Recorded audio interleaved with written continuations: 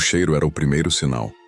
Nas câmaras reais, onde a nobreza deveria estar cercada pelo perfume de especiarias e flores, um odor metálico e adocicado começou a permear o ar.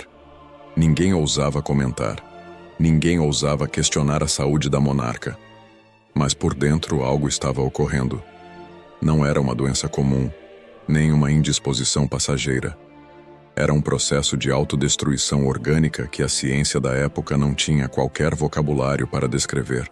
Durante meses, a rainha escondeu a agonia sob camadas de seda, enquanto uma massa interna, silenciosa e implacável, expandia-se contra a estrutura de seu corpo.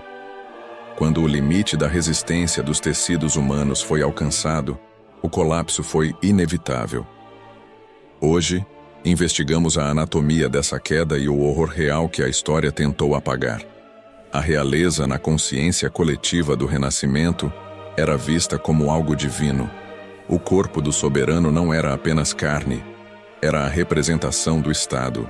Por isso, quando esse corpo apresentava falhas, a corte não via uma doença, mas uma quebra na ordem natural.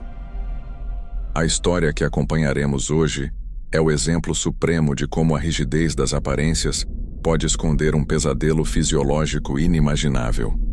Os primeiros sintomas registrados por damas de companhia foram discretos: fadiga, mudança no apetite e um inchaço abdominal que, inicialmente, foi interpretado como sinal de gravidez. No século XVI, a medicina estava presa a teorias galênicas, o equilíbrio dos 4 humores. Se alguém adoecia, a solução era a sangria ou a purga. Para nossa protagonista, tais práticas apenas aceleraram o declínio. Conforme as semanas avançavam, o inchaço abdominal não seguia o curso de uma gestação.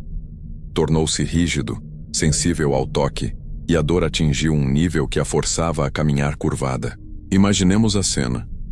Uma mulher habituada a ser o centro de uma corte opulenta, agora incapaz de se vestir sem ajuda, escondendo uma protuberância que crescia como um parasita, roubando-lhe a vitalidade enquanto ela era obrigada a manter as aparências. A medicina era um labirinto de superstição. O corpo de uma rainha era sacrossanto. Médicos reais, presos pela etiqueta, raramente podiam realizar um exame físico minucioso. O diagnóstico era feito à distância, pela inspeção da urina ou análise da dieta.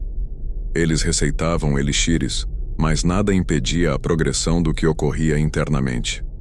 Estamos falando de um processo degenerativo, uma condição tumoral massiva ou obstrução intestinal, que resultou em necrose de tecidos. O horror, entretanto, não estava apenas na doença, mas no isolamento da dor. Relatos dão conta de noites em claro, onde os sons atrás das pesadas portas de carvalho não eram orações, mas suspiros curtos e ritmados. O som de alguém tentando manter a consciência enquanto o corpo colapsava por dentro. Em uma ocasião, um médico foi autorizado a aplicar um cataplasma. Ao tocar a região, registrou em notas privadas uma temperatura elevada e uma resistência tecidual que não deveria estar ali. Ele sabia que o prognóstico era fatal. A corte, porém, exigia esperança. À medida que o colapso se aproximava, a pele ganhou um tom amarelado e ceroso. A pressão interna no abdômen tornou-se insustentável. A cavidade abdominal, esticada além de sua capacidade elástica, comprimia os órgãos contra a caixa torácica. A respiração tornou-se um exercício agônico. O silêncio da corte era preenchido pelo som da própria agonia dela.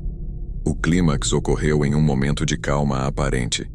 Não houve estouro cinematográfico, mas um colapso fisiológico catastrófico. O que ocorreu foi uma perfuração interna.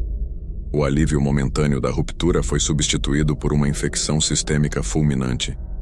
A sepse, ou envenenamento do sangue, tomou conta de seu sistema em poucas horas. A rainha, que até o dia anterior tentava manter a dignidade, entrou em um estado de choque profundo.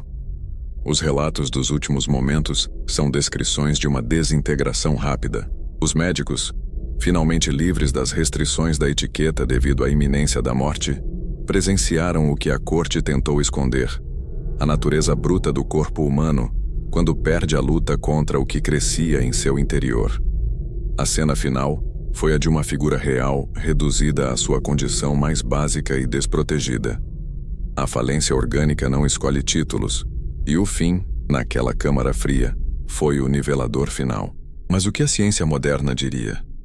Ao analisarmos os registros, historiadores sugerem um cistadenoma mucinoso, um tumor ovariano que pode crescer até dimensões monstruosas, acumulando quilos de fluido, ou uma obstrução por massa maligna.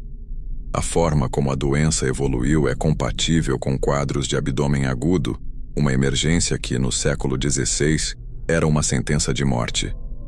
É importante olharmos para além da patologia. Por que ninguém notou? A resposta reside na estrutura da corte. A dor de uma rainha era uma fraqueza política. Se o povo soubesse que a monarca apodrecia por dentro, a estabilidade estaria em risco. Então, o silêncio foi a estratégia. Eles preferiram ver a rainha colapsar a admitir que o corpo da soberana era tão mortal quanto o de um camponês. Este caso é um lembrete sombrio de como a história é construída sobre o silenciamento do sofrimento. O colapso desta rainha foi o ponto em que a realidade física superou a ficção política da divindade real. Os médicos, ao final, ficaram em silêncio. Não por falta de conhecimento, mas porque o que viram foi a prova definitiva de que a coroa não protege a carne da decadência. O legado desta história permanece no que chamamos hoje de história da medicina. Cada relato preservado é um testemunho de uma tentativa de entender o desconhecido.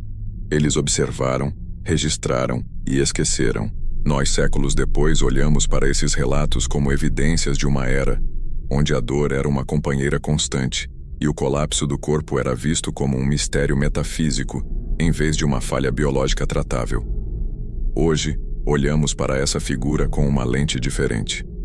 Não vemos apenas a monarca, mas uma mulher que viveu seus últimos meses em isolamento forçado, prisioneira de seu próprio corpo e das expectativas de um sistema que exigia sua perfeição. Este documentário não é apenas sobre a morte, mas sobre o que ocorre entre a primeira pontada de dor e o colapso final.